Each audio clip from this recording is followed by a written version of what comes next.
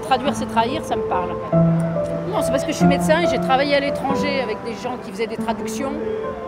Et toute traduction est une interprétation. Une traduction, c'est une création. Donc forcément, on s'éloigne un petit peu du texte d'origine.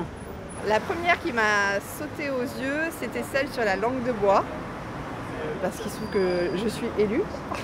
Non. Et si. Et qu'il se trouve que comme par accident, je suis là au moment où je vois la langue de bois et ça m'a interpellée.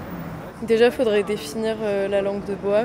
C'est un peu parler pour rien dire, non? Moi, ma langue maternelle, c'est Moré. Moré? Le langue le plus parlé de Burkina Faso. À part ça, je parle bambara, je parle maninké, je parle beaucoup de langues. Et quand je suis arrivé en France, je vois tout le monde, il parle la même langue. Il n'y a pas ici, sinon en Afrique, chacun. C'est la première fois que tu vois ça? Oui, partout en Afrique, chacun a sa langue. Je parle principalement le français, après un peu l'anglais. J'apprends l'arabe là.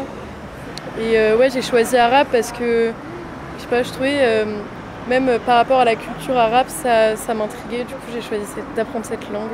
Du coup, j'apprends depuis septembre et j'aime bien, je trouve ça hyper intéressant, même d'apprendre un nouvel alphabet. Peut-on penser sans parler? Bien sûr, parce que c'est dans la tête qu'on pense. Mais on n'est pas obligé de parler après, mais c'est toujours bien d'exprimer ce qu'on pense. Je trouve pas que ça prête à une réponse aussi rapide, justement. Les thématiques sont très, très sérieuses et ça donnerait plus la place à une conférence qu'à une réponse trop rapide, à mon sens. On a été bien là ou pas? Apprendre une langue et se familiariser, vivre dans un environnement d'une autre langue, a quand même ce côté un peu, c'est une nouvelle enfance quand on redécouvre comment dire des choses.